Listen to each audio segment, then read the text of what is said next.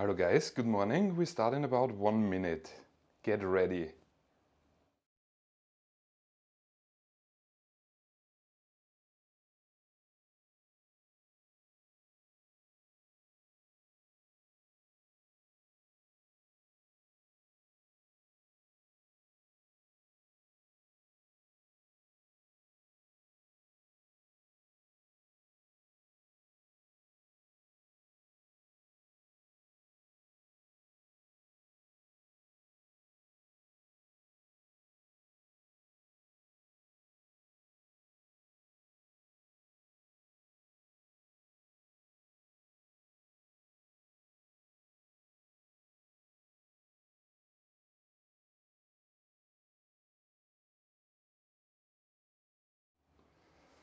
Hello guys, a wonderful good morning.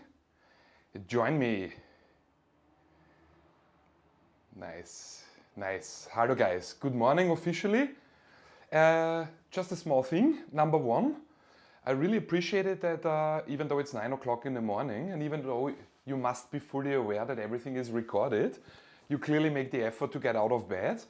And that's, I have to be honest, that's the one thing that motivates me to get out of bed as well, honestly. If nobody showed up, it would be incredibly difficult for me. And the second thing, in case when your alarm goes off in the morning and you ask yourself, do I really need this today? Do I need a corporate finance lecture at 9 in the morning when everything is recorded anyway?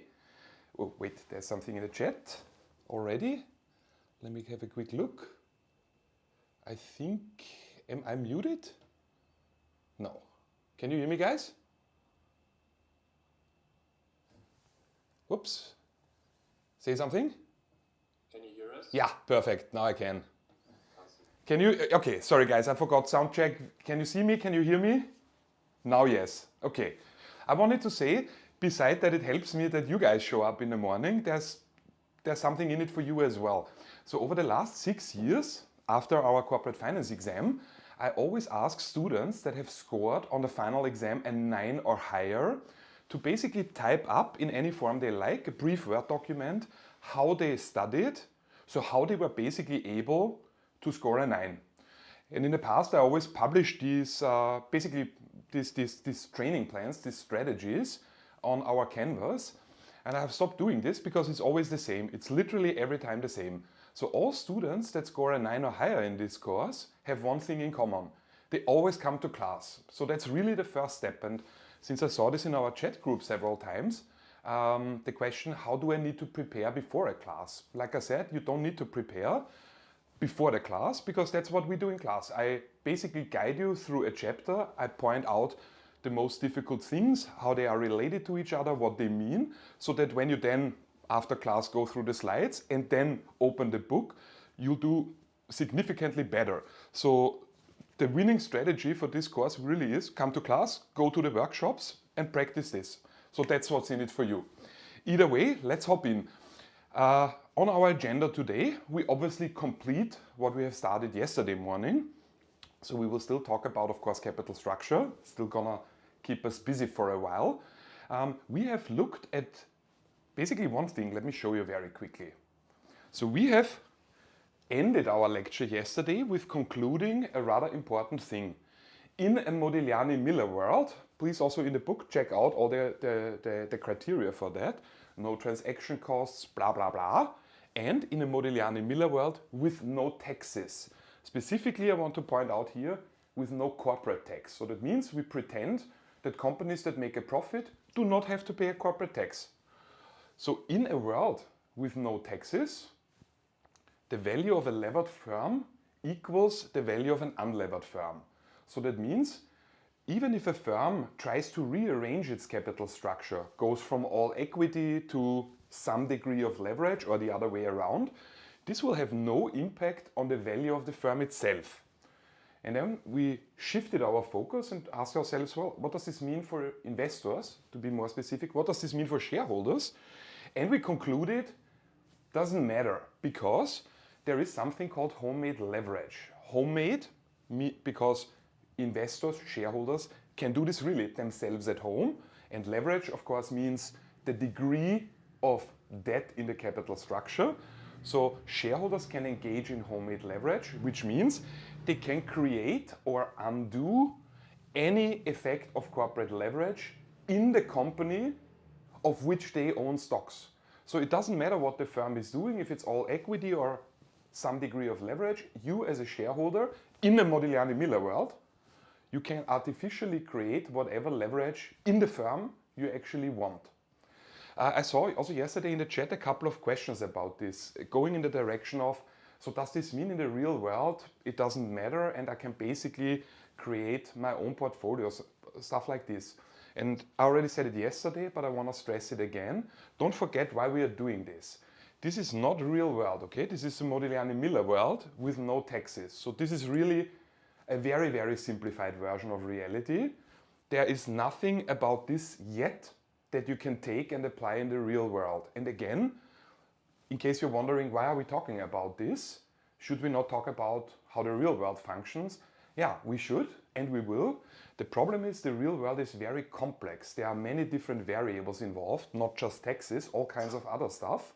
So if we immediately tried to describe and understand how the real world works, we would probably fail. That's just too much of a step in my opinion. So we are not simply looking at how the real world works. We are trying to slowly build our way up to the real world by making a simplified example, making all kinds of assumptions, and then one by one we will make our assumptions more realistic. So for example, this is the no tax assumption we will already drop today. Okay. On our agenda, I have basically one long example that I want to use to wrap up Modigliani-Miller in a world with no taxes, and then we drop the assumption of no taxes and see how that plays out. If you think about this, there's something still missing. We have discussed the value of a levered firm equals the value of an unlevered firm in a Modigliani-Miller world with no taxes. So that's of course true. And we have also already established several times that when a firm increases its leverage, so stops being all equity and levers up, meaning the company takes on more debt in its capital structure, we agreed, I hope, that the risk for shareholders will go up, because in the case of bankruptcy, you as a shareholder will be the last in the waiting line. So that means a firm that increases leverage will necessarily expose shareholders to a higher risk. So logically, if you think about risk-return trade-off, that means you as a shareholder will not necessarily mind it if a firm levers up, but at the same time you must be aware that your risk as a shareholder is now also increasing. What does this mean in terms of risk-return trade-off? If you as a shareholder are exposed to a higher risk, you want to be compensated for that, right? So that means logically, as a firm levers up, also in the Modigliani-Miller world, equity becomes more risky, shareholders are exposed to a higher risk, meaning the shareholders will require a higher return to still remain invested in the firm. What does this mean for me from the firm perspective? It means if you want a higher return, your return is of course my cost of equity. So if all of this makes logical sense, what we should observe a firm that levers up, also basically encountering now a higher cost of equity. The question is of course, how much higher?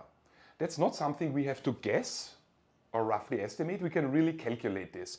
So what we will do in the first part of the lecture before our break, I will guide you through an example that will lead to the formula that allows us to calculate what will happen to the cost of equity from my perspective to your return, shareholder return, when a firm levers up. It's a rather long example. It's not complicated at all. I will point out everything where I think I can add value. There are a couple of instances where I think I can. The way to study this then is put all the slides next to each other of this example and really with a pen trace the numbers. That's I think the way to go, that you really see where everything is coming from. Let's hop in.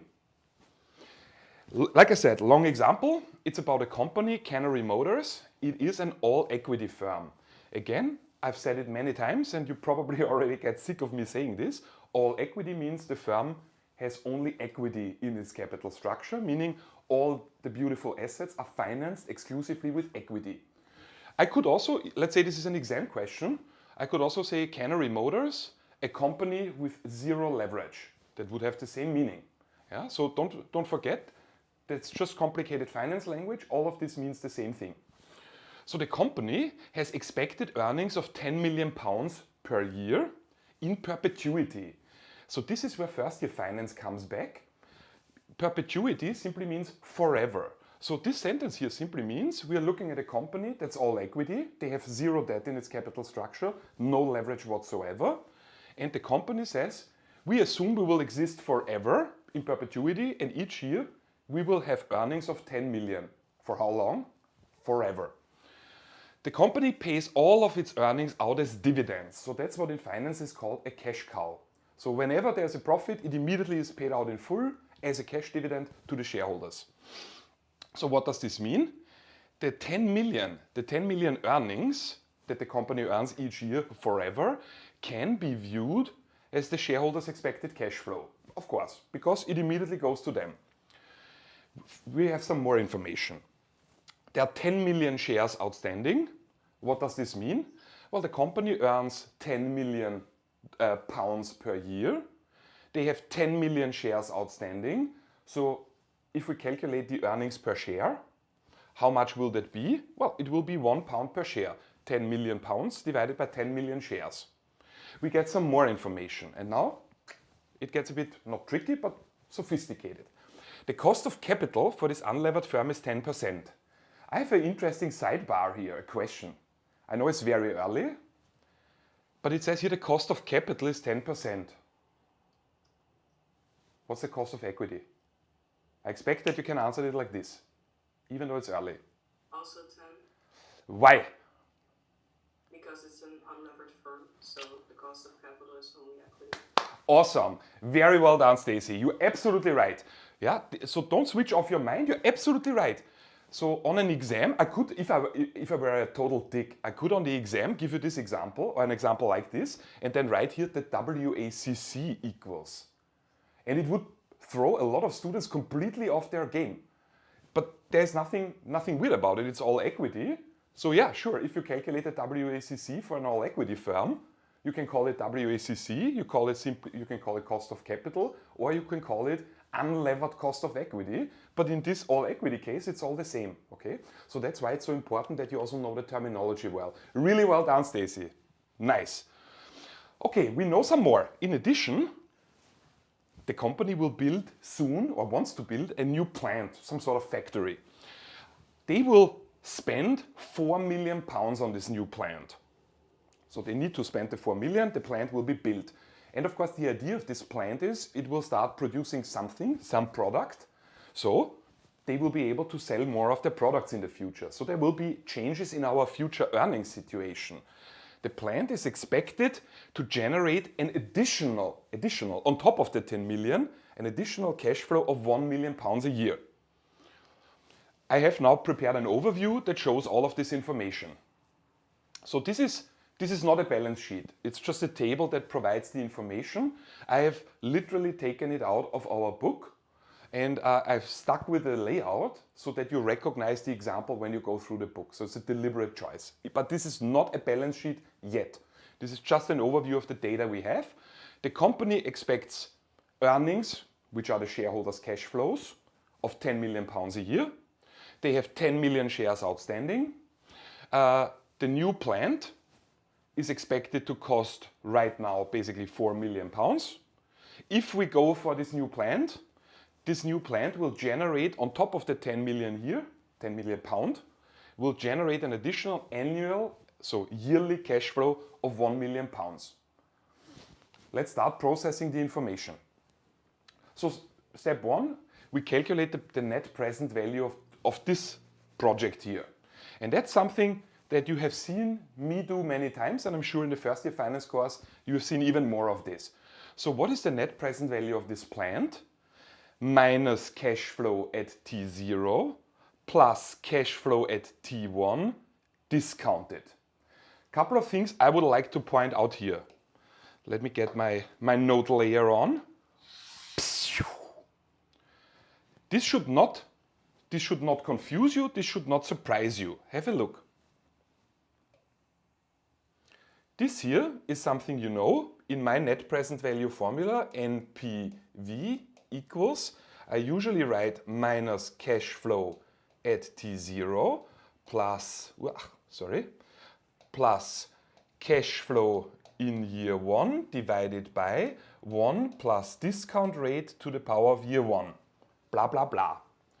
So this is where I always tell you don't drop the initial minus. As you can see, even I have not dropped it in my calculation either, because we have to pay the 4 million.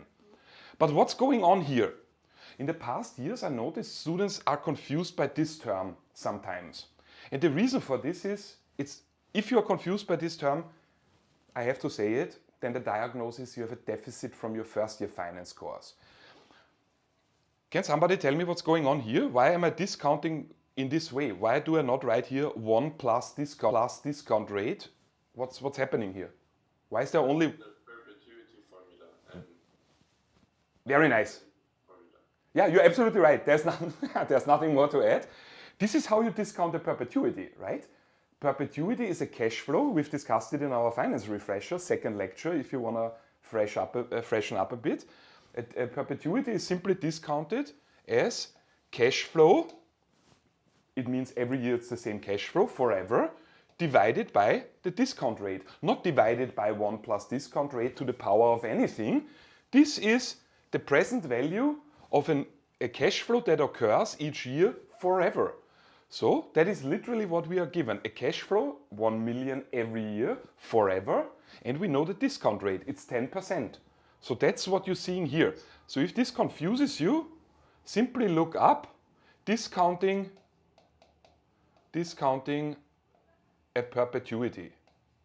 Okay? Nice, nice, okay. Save, boom. All right.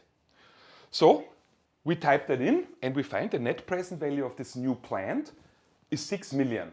So meaning if we engage in this project, the value of our firm will increase, we will benefit by how much? By 6 million pounds. Of course, we are making an assumption. I mean, obviously there are plenty of assumptions in there. The project is discounted at the same rate as the firm as a whole. Brief sidebar here. When we discussed WACC, when we refreshed WACC, we said, well, if a company is considering a new project, should they do it or not, they will engage in a net present value calculation. And then we immediately ran into the problem, what should the discount rate be? And then I said, well, WACC, the cost of capital, because it reflects the firm risk. So this is very relevant also in the real world. Typically you really would use the WACC, but under the assumption that whichever project you're investigating, like here the new production facility, that it has the same risk as the firm as a whole. And that very often is the case, but I can easily cook up an example where it's not the case. I give always the same example and students make fun of me for that. That's fine. Imagine a baby food company that produces baby food for babies, and they say, well, baby food is kind of boring. Let's have a new project. Let's try to increase our future earnings by opening up a new business line. So how about we become a company that sells baby food, but we also produce and sell assault rifles? Now, producing baby food and selling baby food probably carries a very different risk than producing and selling assault rifles. So if you then, in your net present value calculation for your production facility for your assault rifles, use the WACC that you have obtained from basically a baby food company, clearly something is grossly wrong because they will have very different risks. Okay, so please don't forget, in principle we use the WACC for discounting.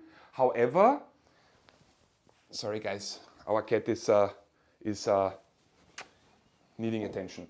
However, sometimes, also in the real world, the WACC would be an incorrect choice when the project is very different in terms of riskiness from the firm as a whole. Okay? That's real world stuff now. That's not Modigliani Miller, that's really true in the real world. Okay, so we have calculated the net present value of the new factory, 6 million pounds. Okay, let's process what we have found out so far. So we can diagnose that the value of our firm will be 100 million pounds. How did I figure that out? That's what I'm explaining here. And this now is a balance sheet. And in case this confuses you, there's one important thing I want to stress now. This is a balance sheet. We have a left side and a right side. On the left side, as you can see, we have assets. And on the right side, as you can see, I am showing how we finance it. All equity, it's an all equity firm. However, there's one important difference compared to balance sheet I normally sketch out for you. This is a market value balance sheet. So this is not a balance sheet that is officially published. No, we are not showing book values here. We are showing market values for our internal analysis only. This does not mean, don't confuse this here. It's our internal consideration, firm internally. Do not confuse this with officially released financial statements at the end of a fiscal year. Okay, that are very different things. And you will see the differences become quite obvious in a bit. So what am I doing on the left side? I'm asking myself, what's the market value of all my assets that I already have in place? So that are the old assets. Well, the old assets are able, by definition that was given to us, to generate earnings of 10 million pounds per year, forever.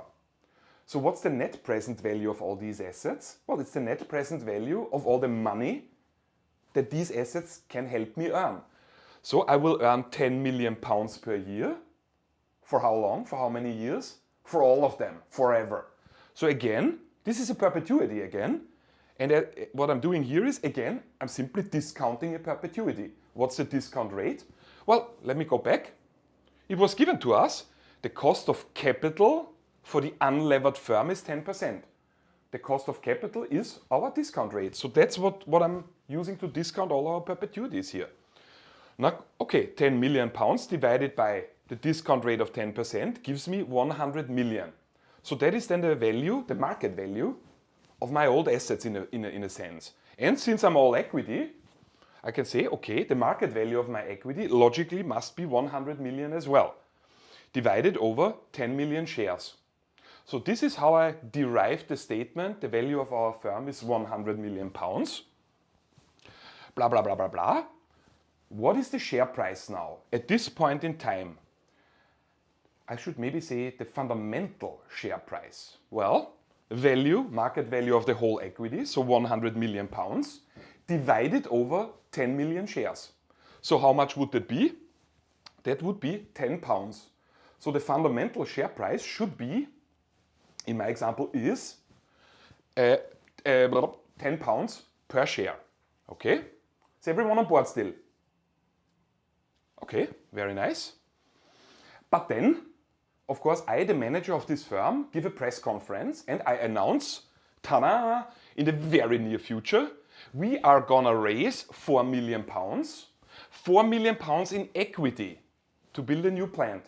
So we are now gonna look at two scenarios, the same business case, company with a certain earning situation that wants to open a new factory, a new plant. In this case now, in scenario 1, we finance it all equity and see what's happening. And in scenario 2, we will go through an example where we finance it with debt and see what's happening and then compare to derive our conclusions. So the share price and therefore, of course, the value of the firm will rise. Why will it rise? Because I, the manager of this firm, have just given a press conference and announced, hey, everybody, we are gonna build and open a new factory, a new plant. This new plant is gonna add value to our firm. We are gonna sell more of our products. So that means our future earnings will go up. That means the share price will go up by extension. So the share price immediately will react to reflect the positive net present value of our new project, of this new plant. So when will this increase occur? According to the efficient market hypothesis, Celine has told me you have heard everything about efficient market hypothesis already last year, so I will not go into the details for now at least. Immediately we will observe that the positive net present value is priced into our share price. Share price will go up. Okay, and now what I'm doing is I adjust our balance sheet, our market value balance sheet, to reflect this sort of new reality of us, of me, the manager, having just declared that we are gonna open a new plant.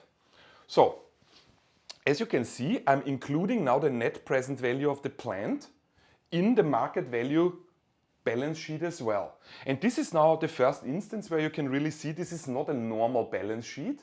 And when I say normal in this context, I mean a book value based balance sheet, because obviously I'm writing down market values. This here, the net present value, is derived from all the future earnings that this plant will generate. You could never write this down in a real, in a real balance sheet, in a book value balance sheet. So you see, this is capturing way, way more. That's why I'm saying it's for our internal analysis only. So we have our old assets still in place. We've previously calculated what the net present value of these old assets is. That has not changed, 100 million pounds. I'm now including the net present value of this new plant, the 6 million. So on the left side of our market value based balance sheet, we have now 106 million pounds. And on the right side of the balance sheet, obviously that needs to match. It's an all equity firm. So logically, the equity position needs to reflect this increase here as well. So we don't only have now 100 million pounds equity, we have now 106 million. What does this mean? Well, they are still divided. So the value of the market value of our equity, the 106 million pounds, is still divided over the same number of shares outstanding, the 10 million shares. So what does this mean? Just based on mathematics, the fundamental share price has risen now by how much? Well, market value of equity divided by number of shares outstanding. That's what I'm doing here. 106 million pounds divided by 10 million shares outstanding. So how much will our share price increase? It will increase from 10 pounds to 10 pounds 60. So the 0.60 increase here is what exactly? It's the net present value per share of our new plant. Is everyone on board, guys? Everyone on board? All right. Okay. Okay. We have not done anything, by the way. The only thing that has happened was that I, the manager of the firm, stepped in front of a couple of television cameras and said, hey, good news, there will be a new plant. And everything you've seen since then has happened because of my announcement. I have not touched a single cent of money yet. So, shortly after my announcement, after my press conference, we actually issue 4 million of equity. Why 4 million? Let me go back. The 4 million is the cost of our new plant, right? That's what I need to raise now to open the new plant. So this is the amount of money I need to obtain. And we are looking at scenario 1, where we decide to finance this new plant using equity. So what are we gonna do? What am I, as the manager, gonna do? I will issue more shares. I need to raise more equity. How do I do this? Through the process that is in the real world called seasoned public offering, SPO. It simply means the company issues some more new shares. So I issue 4 million of equity. It's also referred to as your floating equity, in case you care about financial language. How many shares do I need to issue now so that I raise 4 million pounds? Well, we've just discussed that after my press conference, or after, probably even during my press conference, the share price has increased from 10 pounds to 10.60. So how many shares do I need to issue to raise 4 million? Well, 4 million pounds divided by the sort of after announcement share price of 10 pounds 60. So I need to issue 377,358 shares. What happens then? So I issued the 377. Sorry, I have one question. Shoot.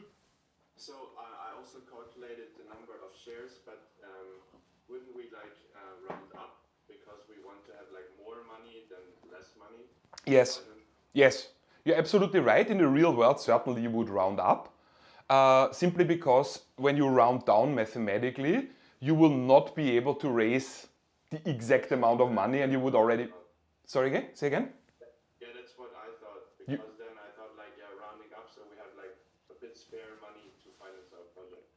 You're absolutely right. The reason why I did not change anything, I wanted to be consistent with our book and not cause confusion by approaching it slightly differently. In case some of you are thinking now, oh crap, how is that going to be on an exam when you get calculation questions? So obviously I told you already, the questions are multiple choice like. Maybe. Exam stuff. Multiple choice like calculation questions, but they are not multiple choice. You have a text box where you enter the number. And we grade this automatically. So what Celine and me can do is, and we actually in fact really do this, we don't enter one number and your exercise, your answer is treated as correct if you have exactly this number. We are always pricing in, we are always including a little bit of a rounding margin. So this here, if you would write 358 or 359, that would all be treated as correct. All right. But however, I have to agree, in the real world, you would round up when it's about issuing shares, because you do that, you issue shares to raise a certain amount of capital, and if you round down, you will fall a little bit short. Yes, nice observation. Thank you. All right. Okay, so what happens then? Well, the moment I have sold all the shares, what will happen is I need to adjust our market value balance sheet. So we still have our old assets in place with a net present value of 100 million. We still have the net present value of our plant in our balance sheet with 6 million. And then only this really will pop up only very briefly, think of it as a couple of minutes maybe, the proceeds from the new issue of equity. That's just complicated finance language for I've just sold 377,000 and a little bit more new shares. I've handed them out to new shareholders. They've given me cash, and this is where I write it down. Why did I issue all those new shares? Because I wanted to raise 4 million. And the 4 million you see here, that's actual cash. So how has the balance sheet total changed? Well, we have now 110 million in total assets. Again, I cannot stress that enough. Market value. What happens on the right side of the balance sheet? Well, we are still an all-equity firm. So how much equity do we have at this point? Must also be 110 million. The 110 million are now not anymore spread out over 10 million shares, but more. How many? Well, the 10 million that we already had outstanding, so the old shares, plus the 377,000 new shares. So that's how I get this number here, 10,377,358 shares in circulation. This is what we've just discussed. The number of shares outstanding has increased because of the SPO, the seasoned public offering, because of us, the firm, having issued new shares worth in total 4 million to finance the new plant. How has the stock price reacted to all of this? Well, we have equity, this here is equity of 110 million, that is now divided over 10,377,358 shares. So the fundamental stock price, again, if you want to know a little bit more about this, the keyword is efficient market hypothesis. The new share price would be 1060. So it has not changed. Nothing has changed. Okay? This is very consistent with the efficient market hypothesis.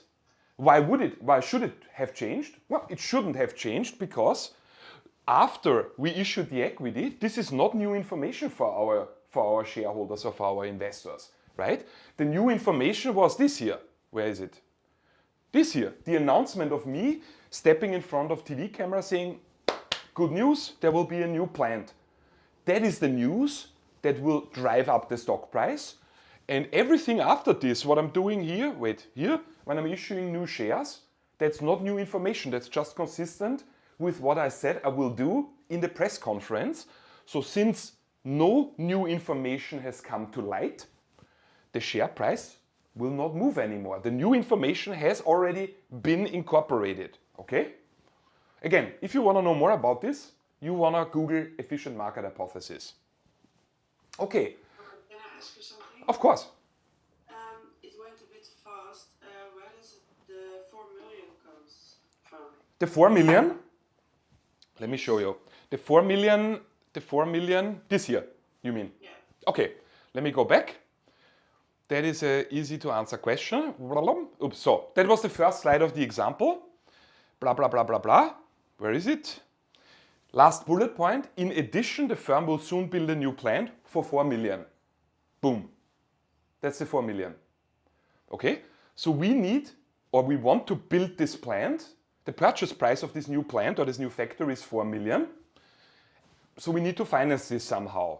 And we decided, that's just example one, to finance it with equity, to issue more shares. So that is what you see here. Where is it? Since the new plant will cost 4 million, I need to finance it somehow. We've decided to finance it with equity. So I need 4 million more of equity. The 4 million is the purchase price of the new plant. Clear? Yes, clear. Nice. Okay.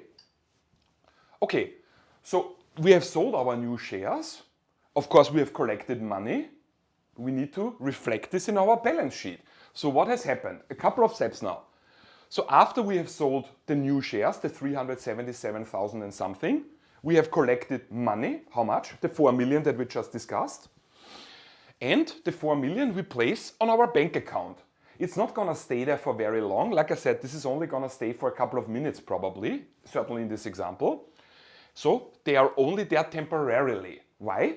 Because we have sold the new equity, the 377,000 shares, to raise the 4 million. And the 4 million is what we immediately want to spend on our new plant. So that's why I'm saying here temporarily.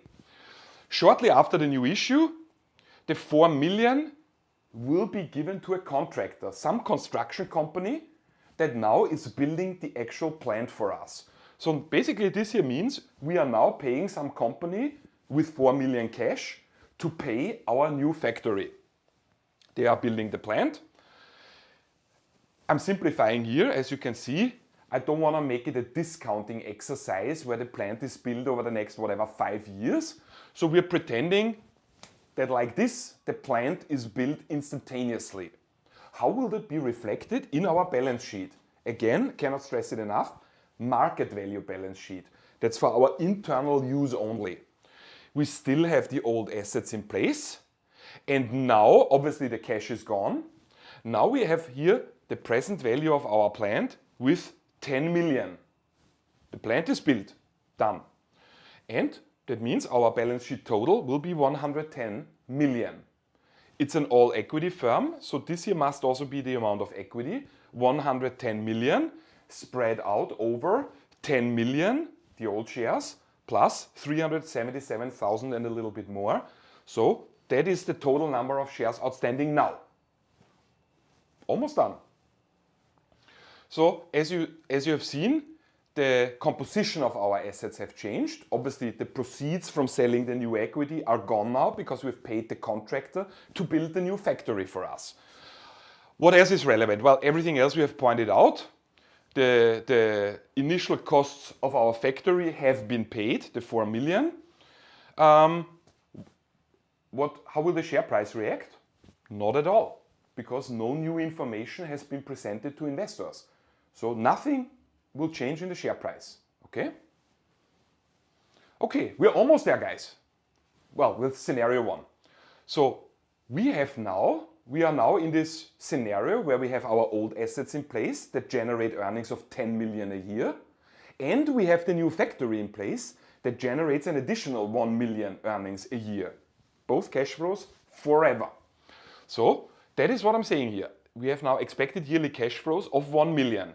10 million old assets, 1 million new assets. What is now the expected return for the shareholders? We are now, of course, looking at an all equity firm. What are we gonna do? We'll simply calculate 11 million earnings, 11 million pounds, that are the earnings per year, divided by our equity. That's the market value of the equity, because we want to calculate essentially a return on equity. And we figure out it is 0.10, so 10%. Okay? In case you're wondering about this is something that's very relevant, RS. That's simply, basically, well, here it's the return of the shareholders, but you could also say, from the perspective of the firm, It's the cost of unlevered equity. Sometimes it's also called the unlevered cost of equity. It's the same thing, okay? RS, 10%. Is this clear, guys, so far? Everyone on board? So what did we calculate with the RS again? We are calculating here the return that the shareholders earn. So it's essentially a return on equity, right? Earnings divided by equity. So it's the return on equity from the perspective of the shareholders. 10%. 0.10 means it's 10%. Yeah? Yes. Nice. Okay. I have a question. Bring it. I asked where you get the 10 millions of the present value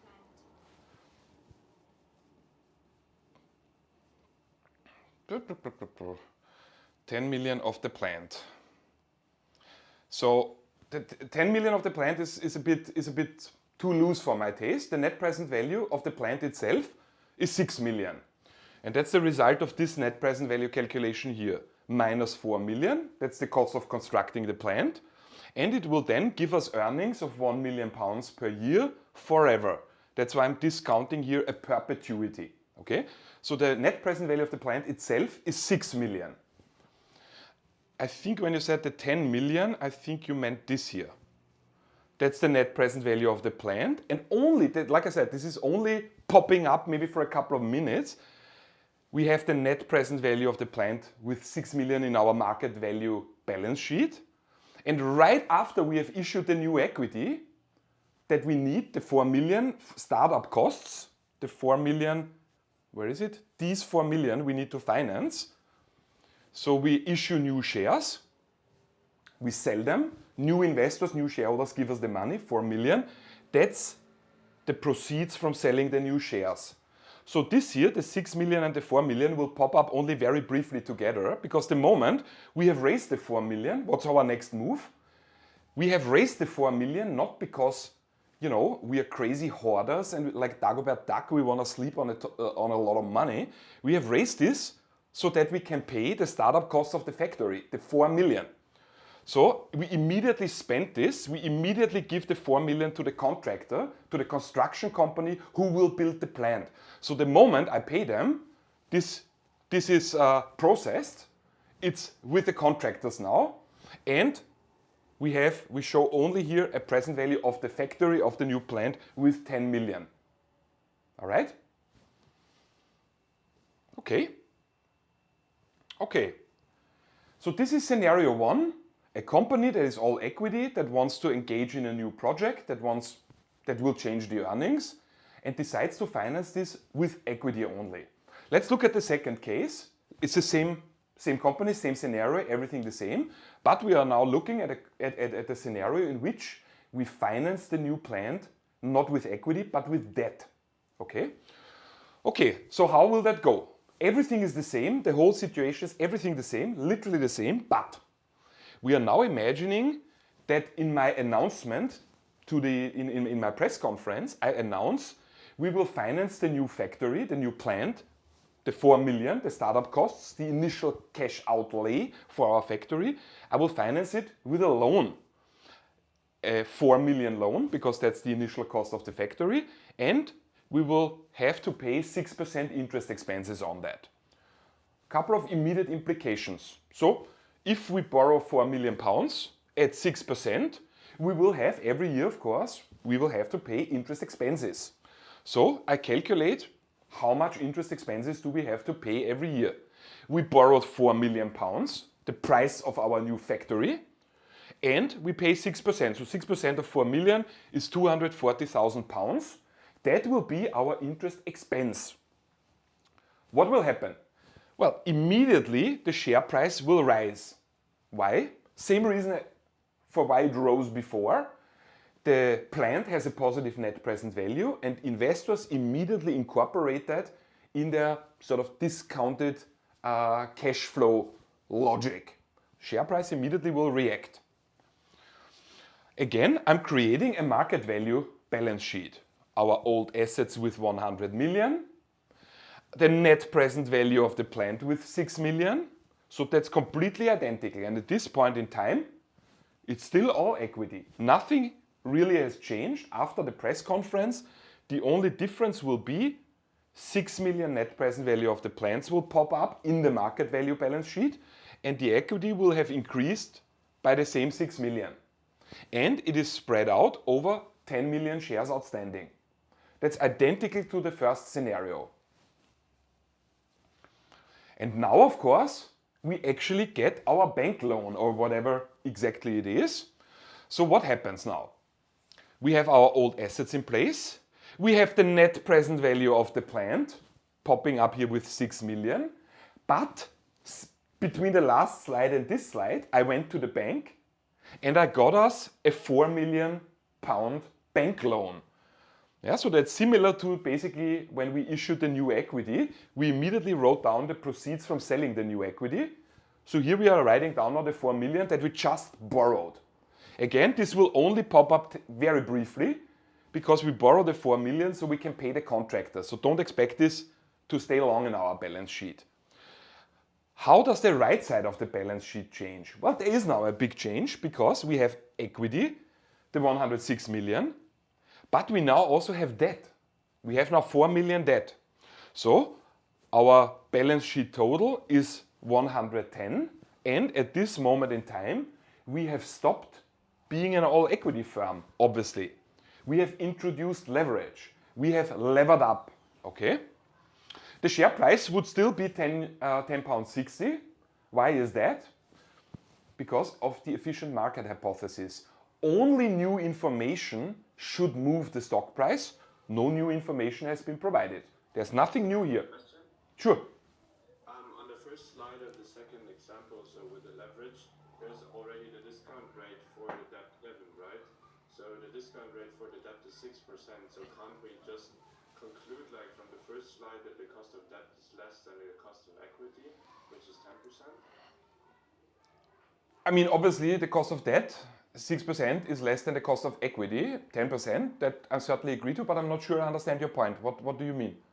Because finally we want to find out what creates more value for the shareholders. No, that's not the point of, sorry, no, that's not the point of this sort of demonstration of this example. The point of this example is to figure out when a firm levers up, increases leverage, the risk of the shareholders goes up, and therefore the cost of equity goes up, and we are going through this example to figure out how much will the cost of equity increase as a result of an increase in leverage. Okay? Makes sense. Yeah, thank you. No problem, of course. Okay. I mean, almost done, guys. So we now, like I said, the previous slide, this here pops up only very briefly because the moment we have the 4 million, we give it to the contractor to build our plant. And that's exactly what happens. So as you can see, the proceeds have been removed. We have paid our contractor, and therefore our balance sheet is now a little bit, of course, shorter, 110 million total assets still. What do we see on the right side of the balance sheet? Well, we see the 4 million that we borrowed, the loan. We see we have equity of 106 million, still divided over 10 million shares. So how has the share price reacted? Not at all. And now we are already ready to make our conclusions. So what is going on? We have now, after we have borrowed the money, the 4 million, we have paid the contractor, and the contractor has immediately built us a beautiful plant that immediately starts operating. So we have now two different kinds of earnings cash flows. We have the cash flows of 10 million each year forever from our old assets, but we have now also the new plant in place, which will give us an additional cash flow of 1 million pounds per year. That's from the new asset plant. But every year we have to pay now 240,000 pounds interest expenses because the 4 million for our new plant we have financed now with debt at 6%. So that's how I calculated the 240,000. So that means we have an annual cash flow of 10,760,000 as a result of the cash inflow from the old assets, the cash inflow from the new plant, and the cash outflow from the interest expenses. So the sum of all of this is 10,760,000 pounds. And now again, we engage in the calculation of what's the expected return of the shareholders. So that are the earnings, the annual earnings, 10,760,000, and we divide it by the market value of the equity, right? We're calculating a return on equity. And we find out the result is 10.15%. And now, of course, we ask ourselves, when we engaged in the example, in the all equity financing scenario, the return to the shareholders was 10%. Then we looked at a second case where everything is literally the same. The only thing that has changed now is the way we finance our beautiful new asset, the plant. Here we finance it with debt. We agreed that the more leverage, the more debt a company has in its capital structure, the higher the risk for the shareholders. Remember what I said? In a bankruptcy case, the shareholders are the last in line. So more leverage means more risk for the shareholders. And now we find in the debt financing scenario, the return for the shareholders has increased from 10% in the all equity case to 10.15% in the debt financing case. The question is, of course, why is the return for levered shareholders, why levered? Because now it's a levered firm, right? We have debt now. So why is the return for levered shareholders higher than for unlevered shareholders? The levered shareholders get 10.15%. The unlevered shareholders, look at the previous scenario, only 10%. Why this increase by 0.15%? And I hope this starts to make sense now. I think this makes perfect sense because, that's why I'm claiming here the result is sensible. We have argued that levered equity is riskier. Why?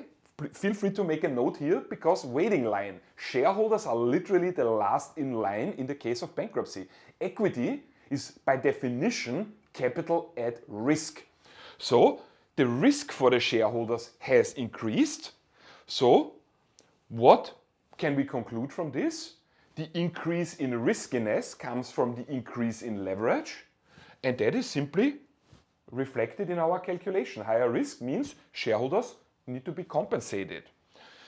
And that is exactly what Modigliani-Miller proposition 2 in a world with no taxes predicts. I have one more slide and then we have a break. So some of you ask about formula sheets. I already said there are no formula sheets because it's open book, go crazy. If I were a student, I would have a homemade formula sheet. That's certainly something I would have on my formula sheet, okay? So this prediction, with prediction I mean the prediction that the return for levered shareholders will be higher than for unlevered shareholders, is something we can verify by plugging into this formula. Let me guide you through it. RS is the return on levered equity equals, you could also say the cost of levered equity, of course. The cost or return of unlevered equity, R0 is unlevered, RS is levered, equals the return on unlevered equity plus B divided by S simply means debt divided by equity.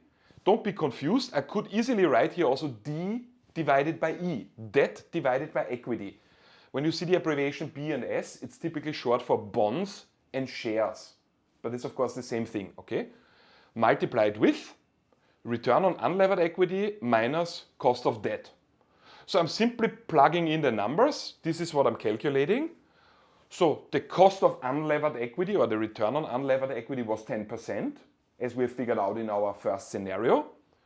Plus, how much debt in the second scenario did we introduce? The 4 million pounds.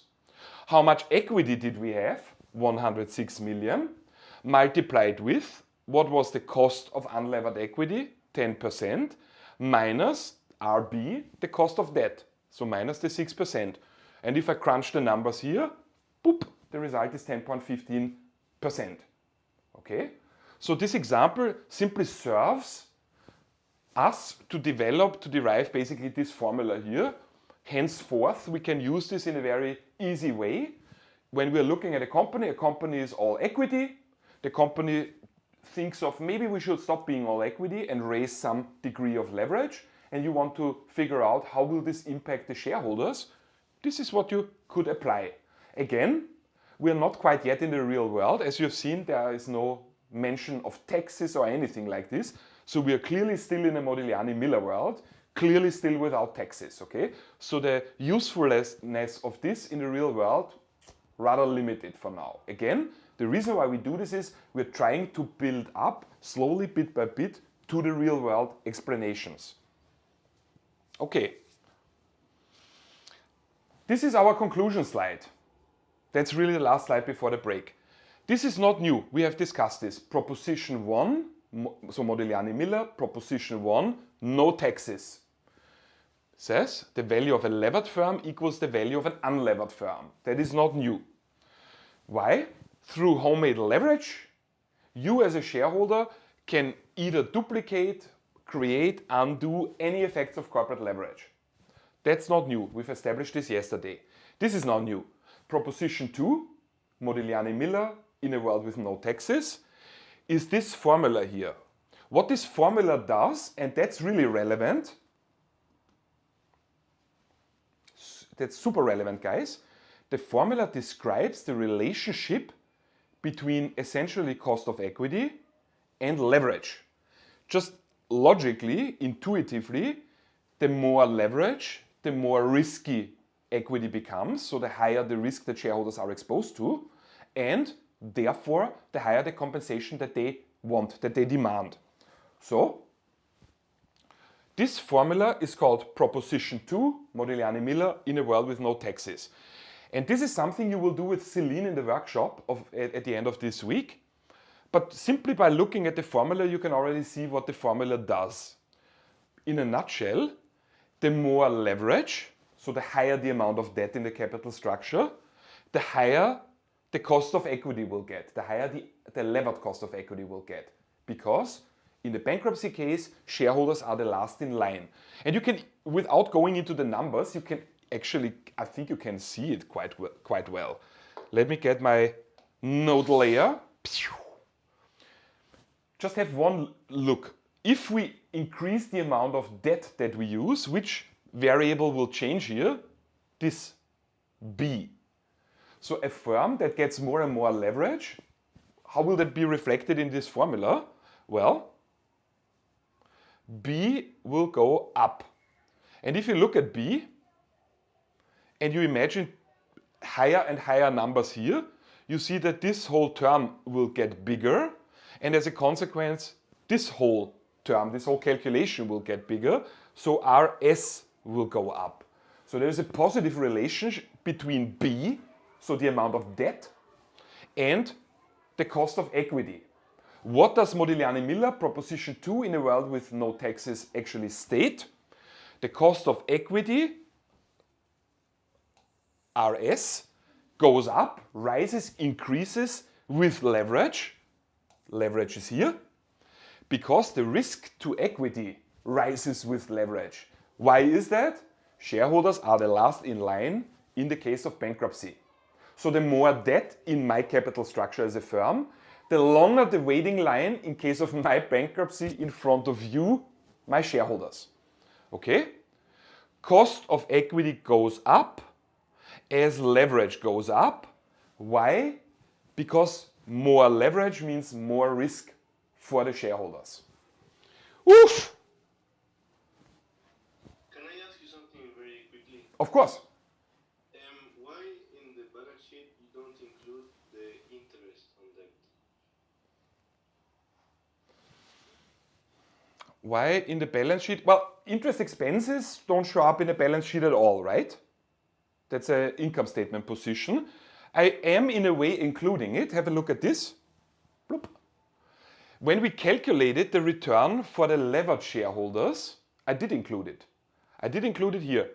10 million cash flow from old assets, plus 1 million cash flow from the new assets. Boom. And that's the position you just asked about, the interest expenses. I'm deducting them. So this cash flow here is an after interest cash flow. And I utilize this after interest expense cash flow to calculate the return for the shareholders. So the interest expense is included. Okay? All right. Nice. That's perfect. Thank you. I love this. Before the break, to hear that it's perfect, that is of course amazing. Super, guys. Yeah, I mean that's it before the no, that's it. That's it before the break. Let me check the time.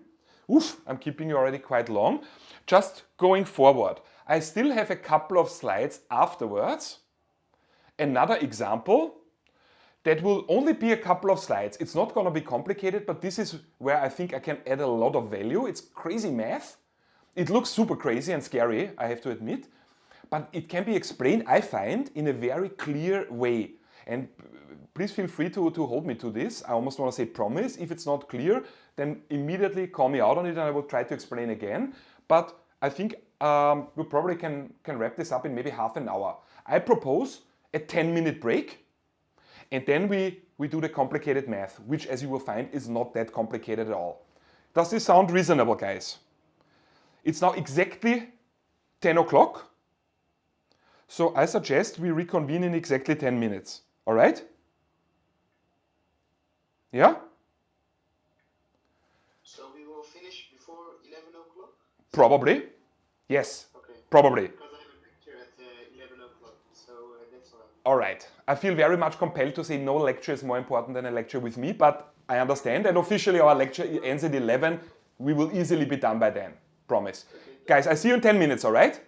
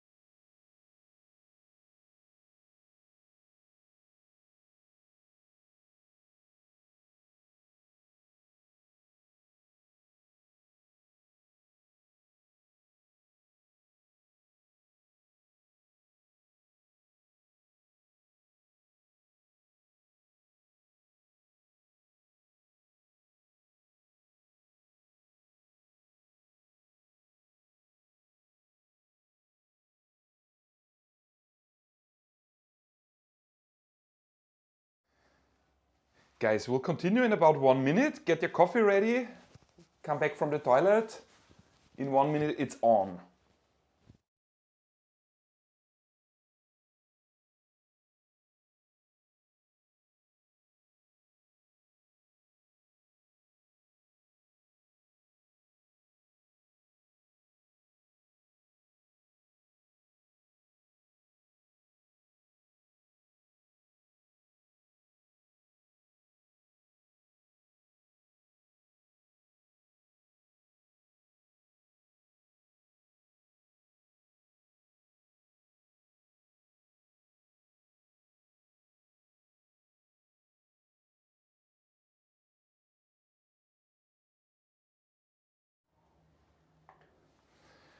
All right, guys, let's continue. Let's wrap it up. So I don't have that many slides left, but they pack quite a punch. Let's do it. Let's do this. All right. So it's a brief example, but the mathematical implications are, intense.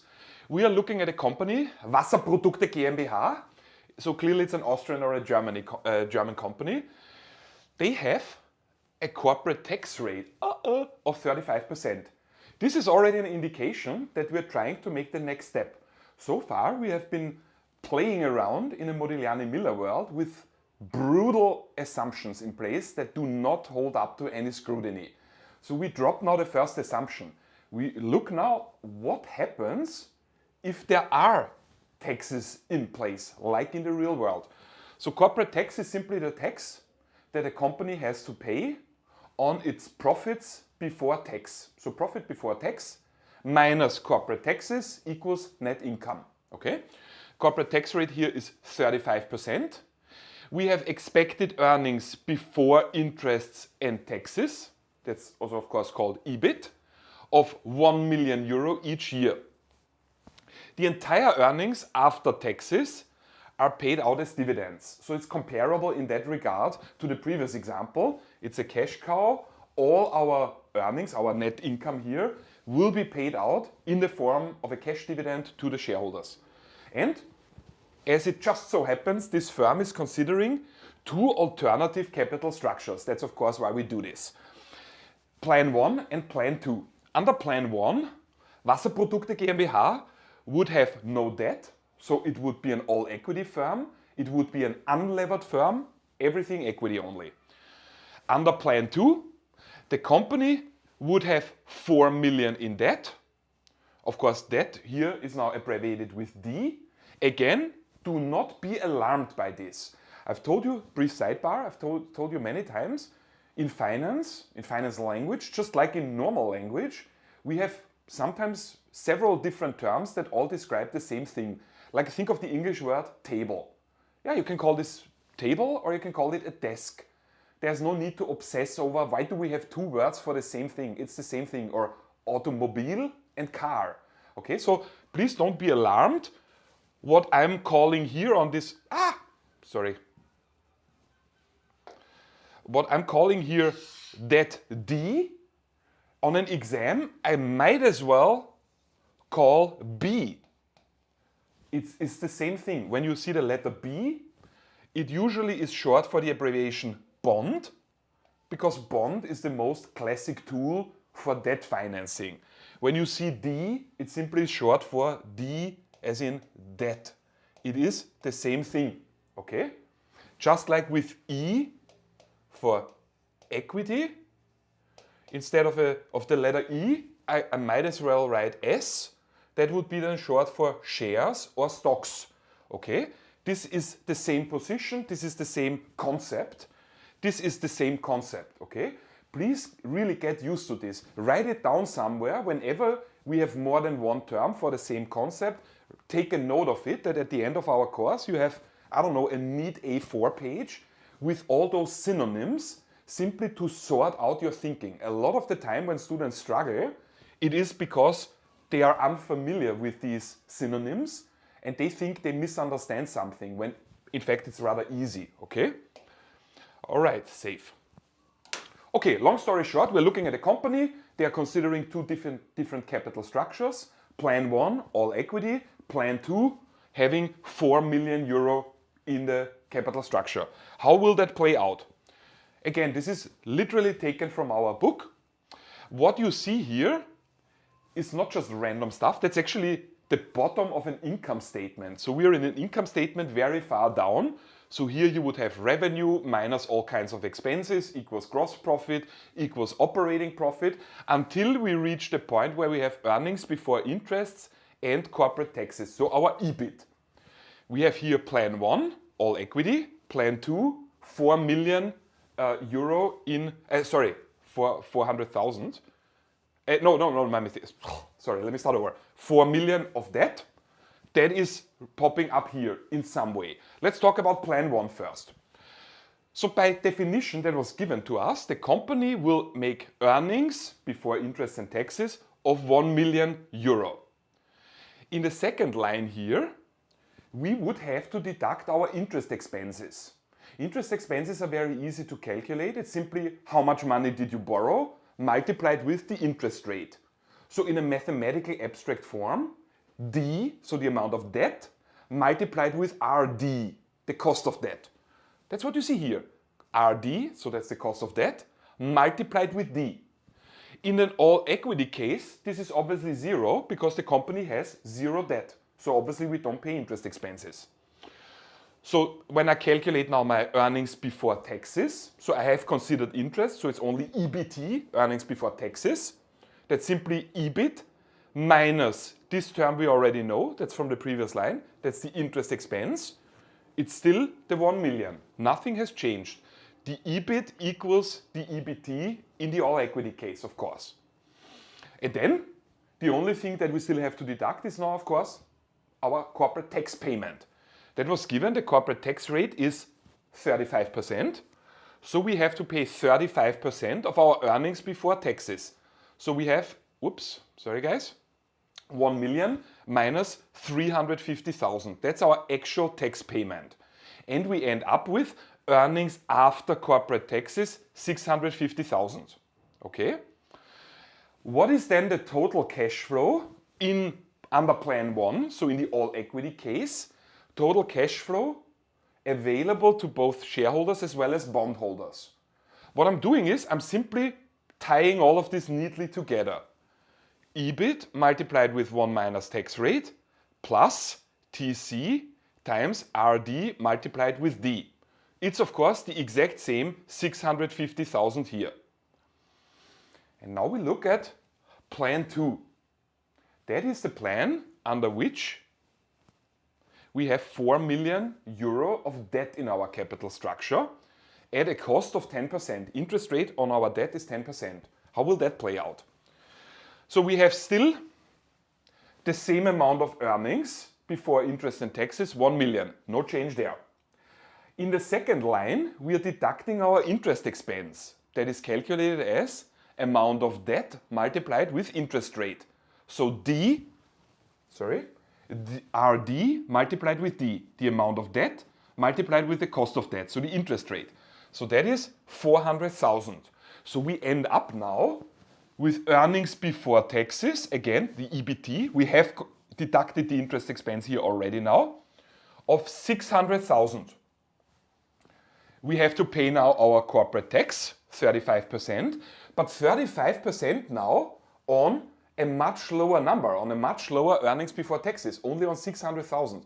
So we end up with a tax payment that is a lot less. Please compare 350 versus 210. That's our corporate tax payment. It's a lot less now because the interest expense is tax deductible. And tax deductible is just a complicated finance term for you are allowed to deduct your interest expenses before you calculate your taxes. So that means your tax basis will be less and your effective tax payment will be less as well. So this is already a huge difference here. And then last but not least, we end up with earnings after corporate taxes. You could also, by the way, you could simply call this profit. You could also simply call this net income, okay? Again, this is just complicated corporate finance language. Like I said before, we have several synonyms to describe the same position. No need to worry or be confused yet.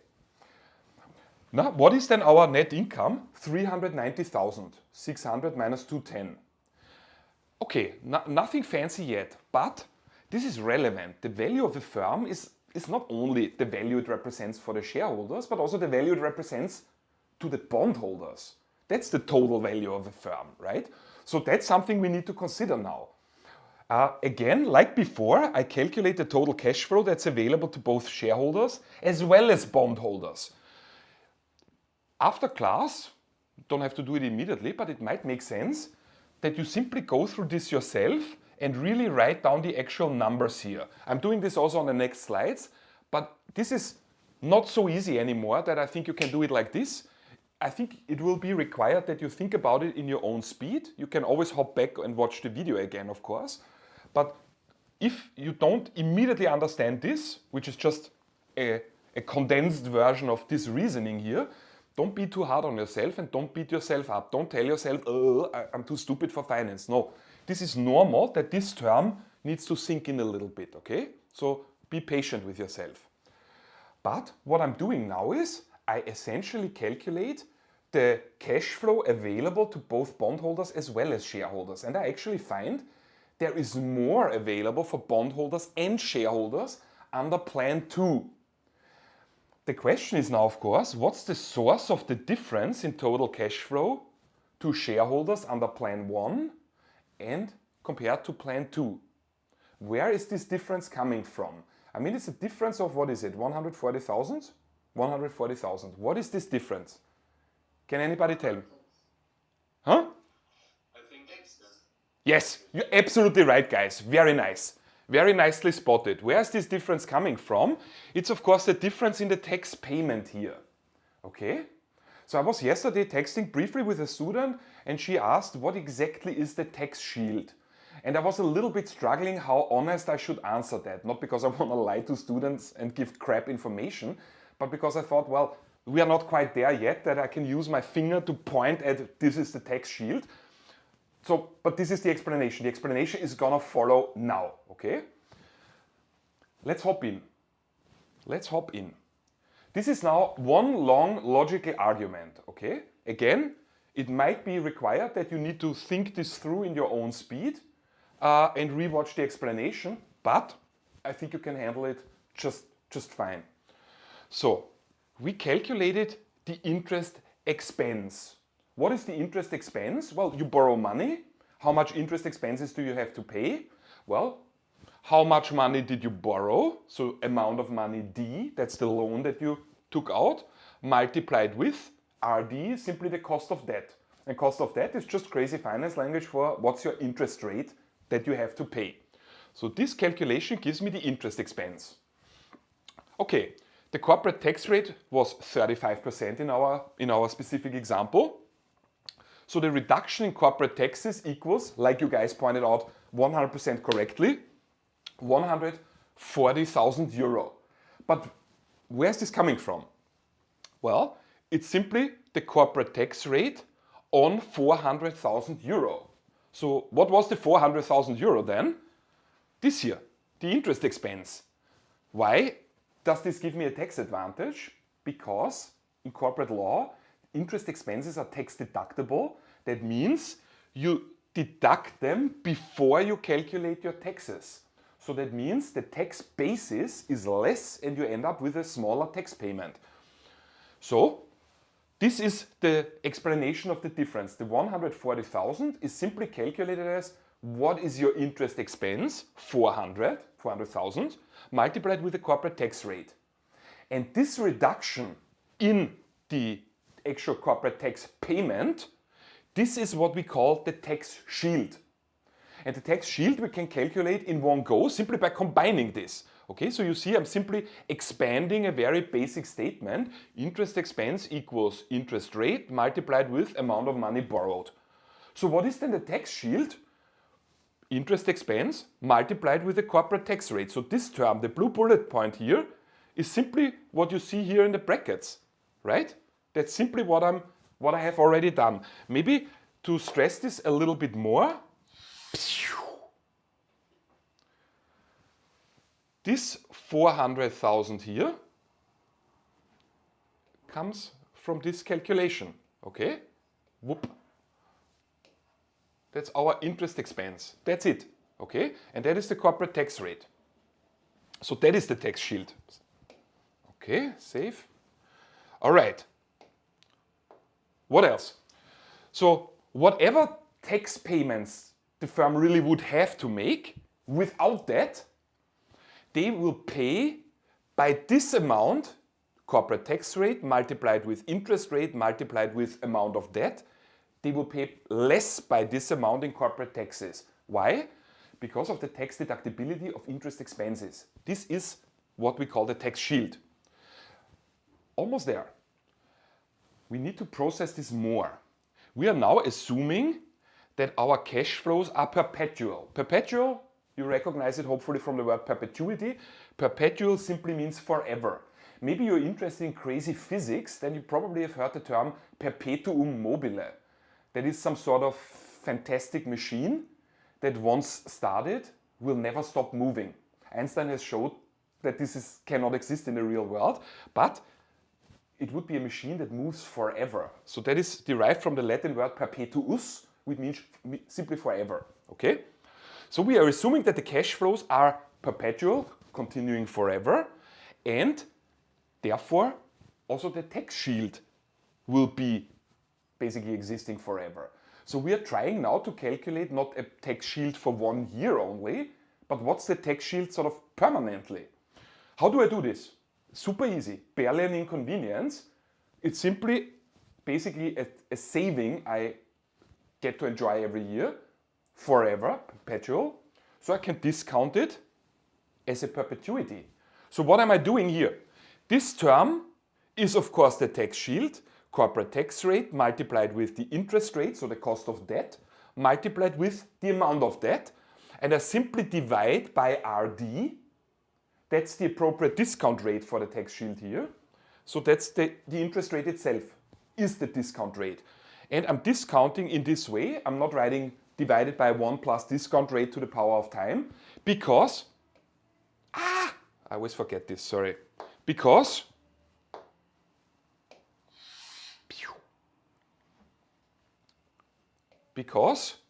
this is perpetual. I'm discounting a perpetuity here, okay? And this mathematically I can easily change. RD, whoop whoop, eliminate it, and you find the present value of the tax shield, assuming it will be available forever, is corporate tax rate multiplied with the amount of debt. Brief sidebar. Is everyone on board so far? Is everyone on board, guys? Also, students that are on Zoom, if you see something on YouTube, a question on YouTube, please unmute yourself, shout at me, okay? Okay, if you are still on board, that's, yeah? One question just about the terminology. So there's the marginal tax rate and the corporate tax rate, and I saw that it's handled the same way here, right? Yeah, this is complicated enough. I don't want to talk about marginal tax rates at this point. We are talking here exclusively about the corporate tax rate. I'm more than happy to make our explanations more complex and more lifelike, and in fact that will happen as our course proceeds. But this would be for my taste too much to introduce when this is already difficult enough. I'm not going to forget about it, no worries, okay? All right. Okay. So moving on. So we have figured out now the present value of a perpetual tax shield. TC, corporate tax rate, multiplied with amount of debt. So how much money the company has borrowed. We are continuing our argument essentially. So what is the annual after-tax cash flow of an unlevered firm? So of an all-equity firm? Well, earnings before interest and taxes multiplied with 1 minus the corporate tax rate. So that would give us then the after-tax cash flow. Yeah? So I'm simply basically deducting here the tax payment, the corporate tax payment. Okay, we're almost there, guys. So what is then the value of an unlevered firm? If this here is the annual, the yearly after-tax cash flow, what's the value of an unlevered firm? Well, it's simply the present value of all these annual cash flows. I will earn this cash flow next year. in 2 years, in 3 years, in 10 years, in n years. So what's then the value of a firm like that? It's simply the cash flow, all the cash flows discounted back to T0. Like we discussed, it's a present value. So I simply take now the annual cash flow and discount it. And because in accounting law we have the so-called going concern principle, which states you prepare your financial statement assuming your company will continue forever. So, and whenever you hear the word forever in your mind, perpetuity should pop up. So what am I doing here? I'm taking a cash flow and I discount it as a perpetuity because this cash flow, we assume, will occur every year. And I'm discounting with RA. What is RA? No, it's certainly no need to be confused. RA, also known as R0. What is that? It's the same thing. It is simply the variable called unlevered cost of equity. So that's the cost of equity of a firm that has zero leverage. That is all equity. And I'm only discounting in this way because it is a perpetuity. Guys, is this step clear? Do you all understand? And please be honest with me. Is it clear to everybody why I can say the value of an unlevered firm equals basically the after-tax cash flow discounted as a perpetuity? Did everyone understand this step? Also in YouTube. Could you please explain again what is RA? Yeah, of course. RA is simply the cost of equity, right? It's simply the cost of equity. But we have to be more specific because we are talking constantly about two very different kinds of firms. We're talking about some firms that are all equity, and we are talking about other firms that also have equity, but not only, they also have debt.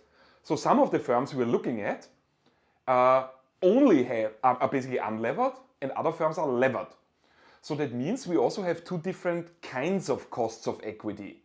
We have the unlevered cost of equity, so that would be the cost of equity for a firm that is unlevered, so that is all equity.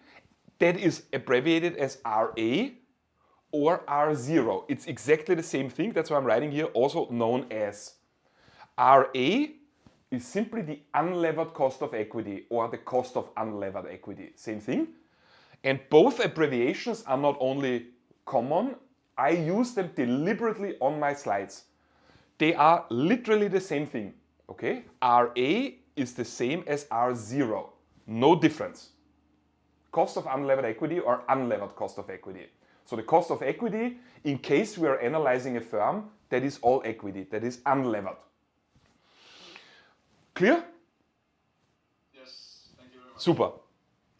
So we said that leverage, so introducing some amount of debt, will increase the value of the firm. By how much? By the tax shield. Why? Because interest expenses are tax deductible. So you end up paying less in corporate tax. And by this amount, the value of your firm actually goes up. So we have calculated the present value of the tax shield on the previous slide, right? Oh wait, I have this switched on. Let me go back. We have calculated the present value of a perpetual, of an eternal, of a tax shield that will be enjoyable forever, corporate tax rate multiplied with D. So the green term is the present value of the tax shield. So we diagnose, we infer, we conclude that leverage increases the value of the firm by the tax shield, or to be more specific, not just by the tax shield, by the present value of the tax shield, which is corporate tax rate multiplied with D, assuming that your debt is perpetual. So assuming that as you are repaying your outstanding debt, let's say your bank loan, you immediately take out the same amount again so that your debt remains unchanged. Okay? Again, in the real world that might be different, but might be different. Very often it's not, because companies really say we are aiming for a debt ratio of 40%, and even though they constantly repay, they're also constantly taking out new loans so that their that ratio is relatively constant. So that's not all that unrealistic. Okay, so we need to only now add the tax shield to the value of an unlevered firm to get the value of a levered firm. So I can complete the math now. We said, what's the value of an unlevered firm? What's the value of an all equity firm? Well, after tax cash flows, divided by unlevered cost of equity. What is the value of a levered firm?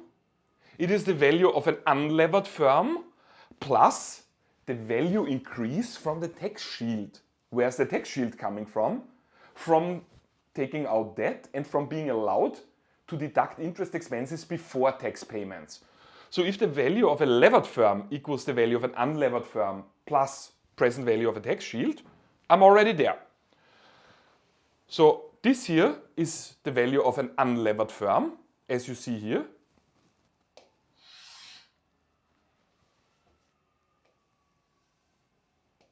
Whoop. Identically, I just copy-paste it. Plus, and this here is now the present value of our tax shield. As before, get rid of RD and you end up with what is the value of a levered firm. It equals the value of an unlevered firm plus the present value of a perpetual tax shield. Can I have a question? Of course. I have a question from YouTube. Ask. Perfect. Someone said, so when we calculate the tax shield, should we always assume the firm is in perpetuity unless told otherwise? Okay, so thanks for forwarding the question. That depends a little bit in which situation you want to calculate this. So please forgive me for, I'm assuming now because it's a student question, we are talking what should I do on an exam. So let me address maybe exam first. On an exam, we will tell you what to do, okay? So, and if we fail to tell you what to do, whatever valid interpretation you can come up with will not be used against you, because at the end of the day, on an exam, we don't want that you're able to read our minds, because that's probably impossible. We want that you show that you understand finance, and if for our reasons that have to do with us, if we screw up in the formulation of a question, so that it's really unclear what to do, and you interpret it in a correct way, even if it's unexpected and we wanted you to do something different, but if you do it correctly, full points. So on the exam, either we will be very clear what is expected of you, or if not, and you interpret it in a correct way, still full points. So that's on the exam.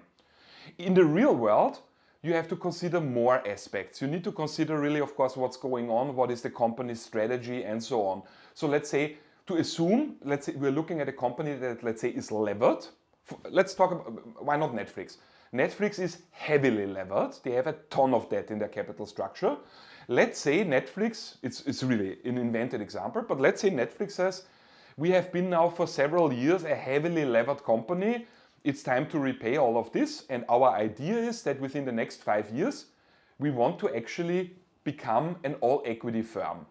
If you then basically engage in all kinds of calculations pertaining to Netflix, after they have said that within the next 5 years they will convert into an all equity firm, and you pretend the tax shield is perpetual, then clearly you are screwing up somewhere, okay?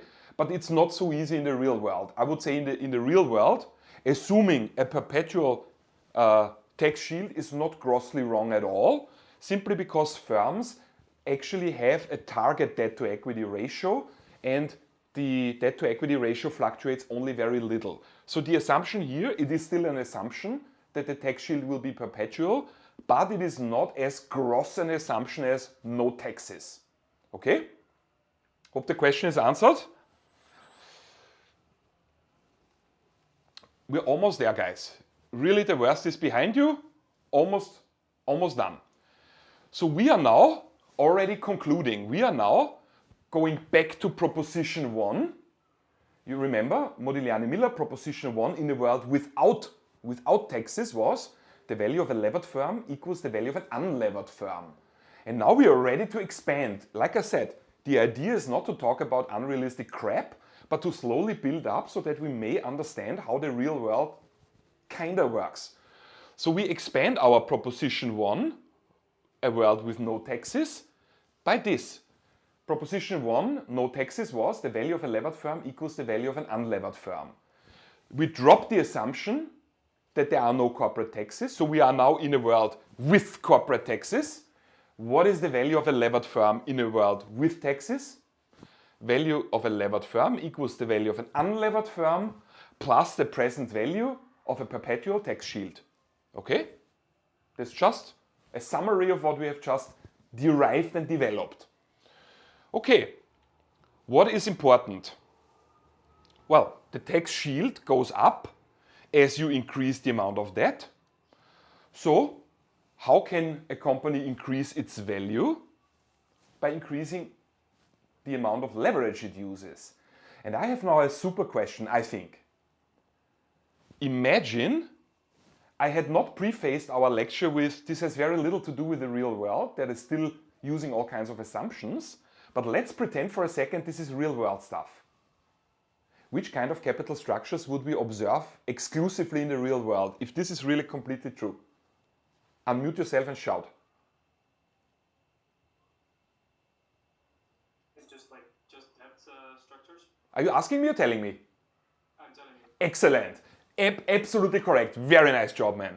Yeah, if that is really the case, the value of a levered firm equals the value of an unlevered firm plus present value of a tax shield, how can you maximize the value of your firm then? Well, first of all, don't be an all-equity firm. Tip number 1. And then, okay, sure, we can increase the value of our firm by introducing debt, so by levering up. But how much should we lever up to maximize basically firm value? Well, we would maximize firm value. Wait a second. I don't know if you can hear this sound. I cannot help but always make the sound myself. It's so cool. Sorry. You want to maximize this. That's your job as a manager. Maximize the value of the firm. How can you do this?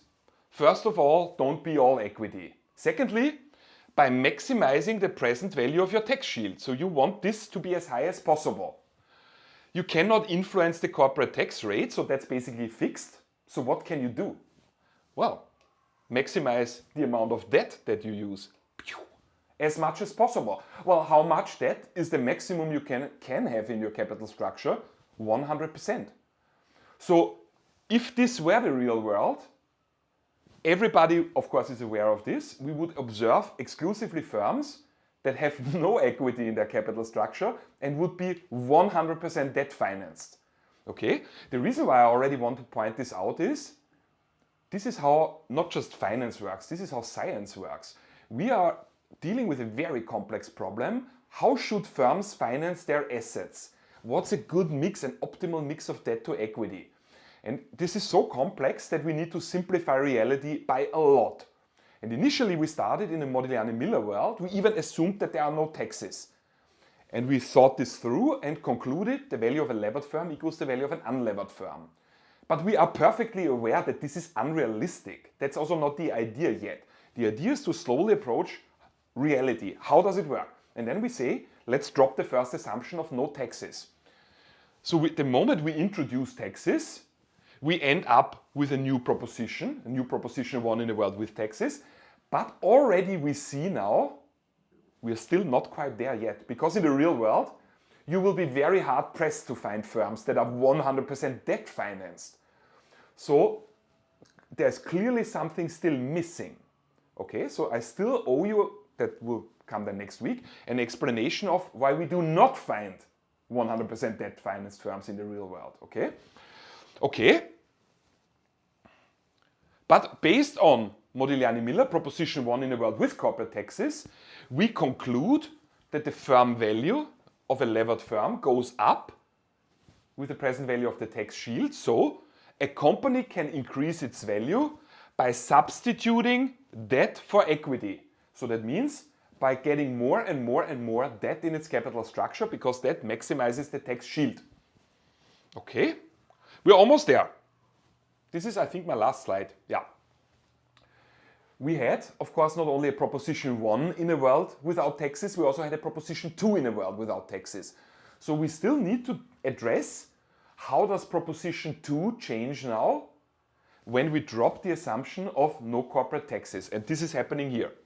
You hopefully remember at least a bit that proposition 2, Modigliani-Miller, proposition 2 in a world with no taxes was this.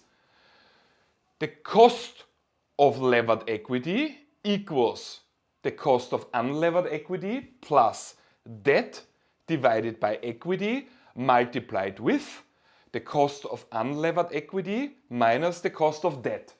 Again, relating to the question from before, what is RA, what is R0?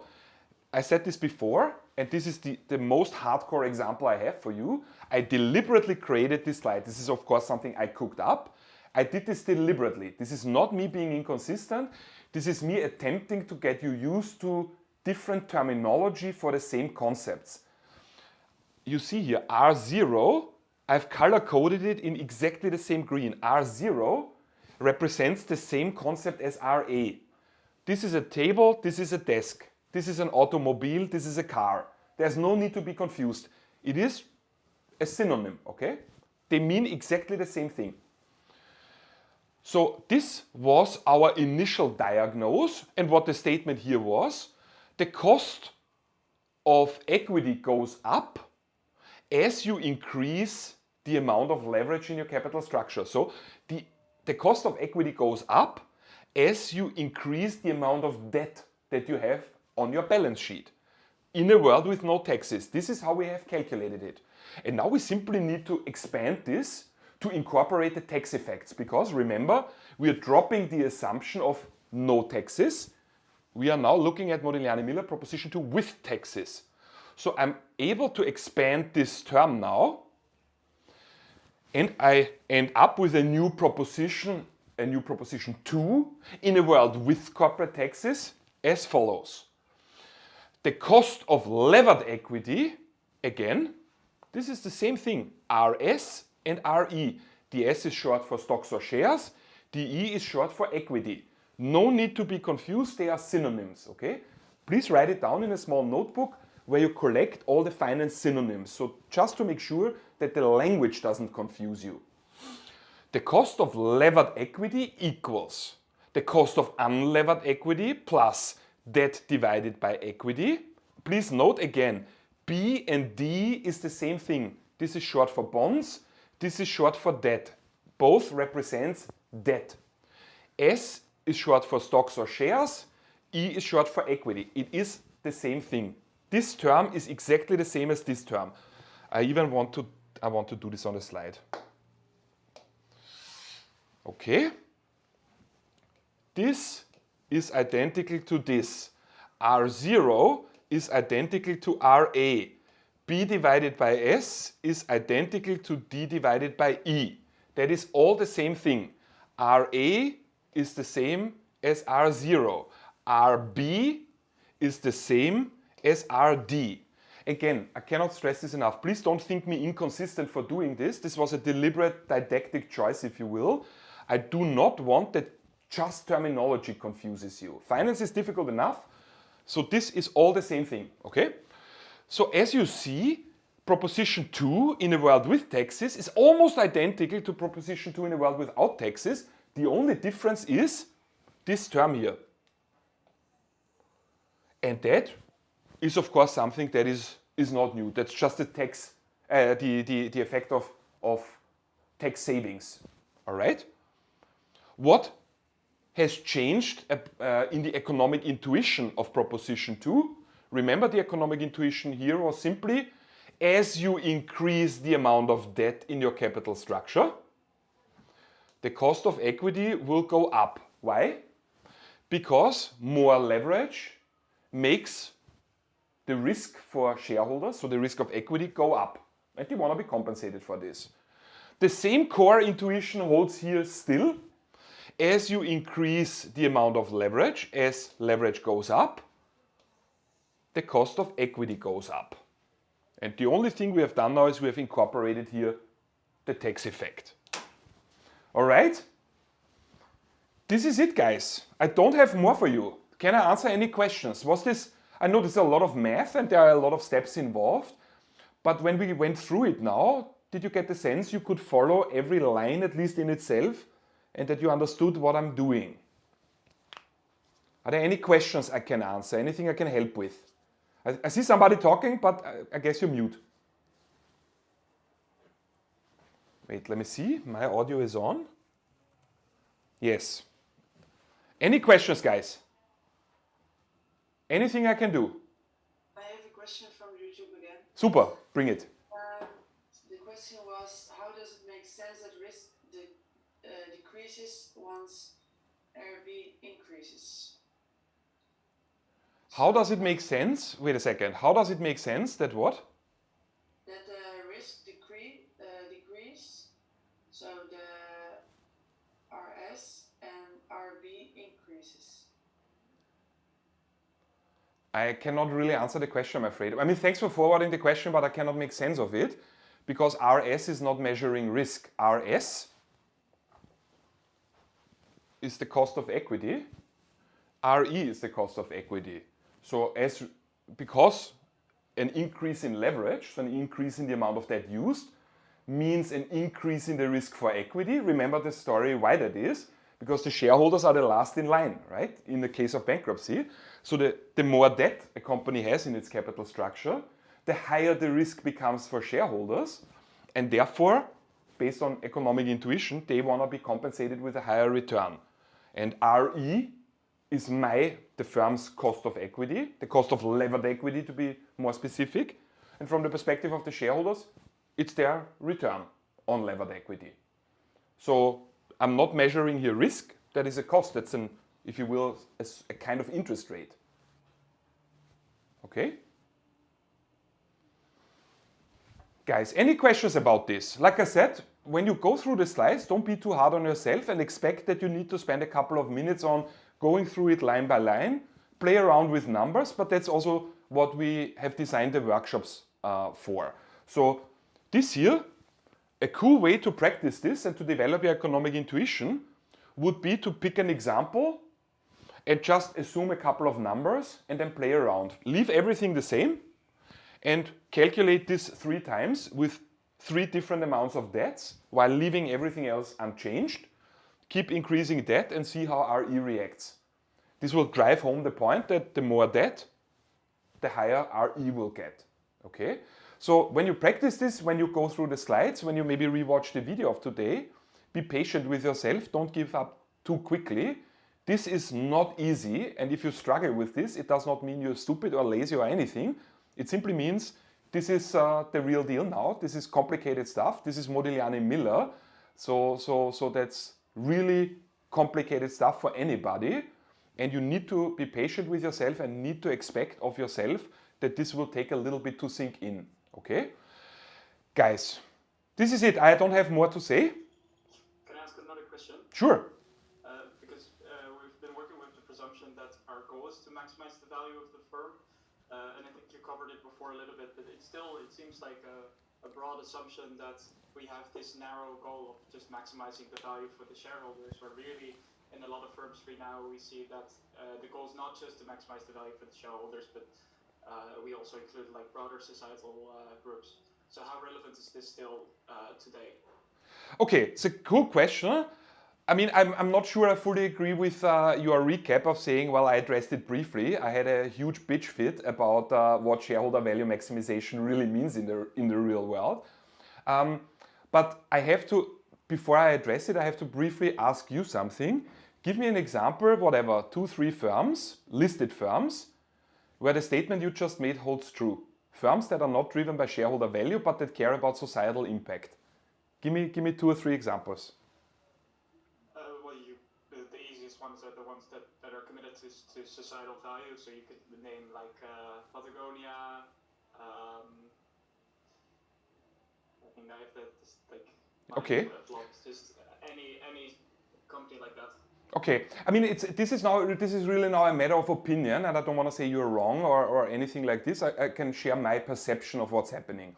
So I have the perception that what is happening in the real world is firms stating, claiming, very often without evidence, oh yeah, we also care about non-monetary values, but I don't really see it. That's my perception. I don't see it reflected in action. So if we look at companies that have now in their annual reports sections, separate chapters on, let's say, sustainability and the impact of their supply chains. This is all a beautiful read, but I don't see any of this play out in the real world just yet. And what I see more importantly, I mean, a CEO that goes to the shareholders and says, hey guys, we will cut the dividends because what we are gonna do is we spend a part of what we wanted to pay out as a dividend. We spent this on installing new whatever filters in our factory. I mean, see how the shareholders will react to that. If you cut their dividends to provide more value for society. That could also be because I'm a very cynical person and by and large I have a very low opinion of especially investors. I don't want to rule out that there are of course firms that really act ethically rather responsible, but the moment you're a listed firm, you are under extreme pressure to deliver numbers. And those non-monetary values don't really, I think, vibe yet very much with the shareholders. But I have something that's very important. Because I know how I am, I know that I'm cynical and that I say these things. I have invited one of my dear colleagues, Dirk Schoenmaker. I don't know if you know him. Dirk worked for many, many years, I think even decades, for the Bank of England as a basically consultant, as an advisor. And Dirk is really, he is like the hotshot, certainly in Europe, probably worldwide, in the field of sustainable finance. And Dirk and me love working together. We are very different, but we love working together. It's always fun. And every year I invite him because I'm worried that when you're exposed to my cynicism and general world weariness for several weeks, that this will rub off on you. And Dirk is the opposite. Dirk loves exactly what you addressed now. So we have not scheduled exactly when he will come, but I have already agreed with him he will come and he will give a super neat introductory speech on sustainable of finance or sustainability used in finance. So what we are now talking about a little bit, Dirk will address in a rather accurate and very enthusiastic way, including how should we modify our net present value calculations to do what you just said, to incorporate these non-monetary values. Okay, so I don't want to say too much more about it because that's why I invite Dirk and he's much more competent to address it than me. Okay. Guys, I have a last thing I want to say before we finish, not related to finance.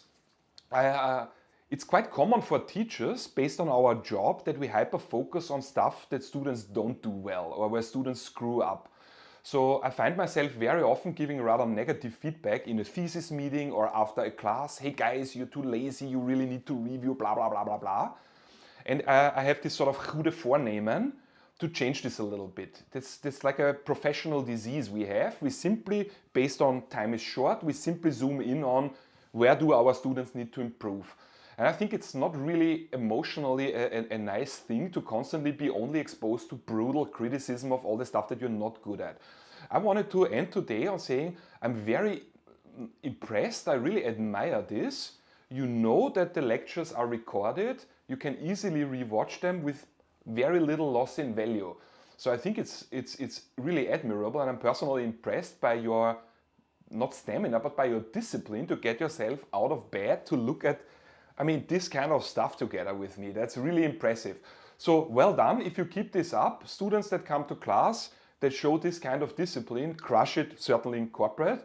And when they do masters, our master finance or other masters, they typically hold up very well because I think you're already finding out this is not necessarily a game of intelligence. A master thesis is not a game of intelligence. A PhD is not a game of intelligence. It's a game of discipline. So with this amount of discipline, I mean, you will do exceptionally well. And I don't know if it matters to you, it really helps my motivation. Guys, so thank you very much for spending the early morning with me on mathematical topics. Please don't forget, Friday is workshop with Celine. Please also don't forget we communicate closely, so she's not gonna teach random crap. That's connected to exactly what we've discussed here. And you will go through the math in different scenarios so that you develop more economic intuition. This is it for the day. Have a lovely day, guys. And I see you in the course of next week.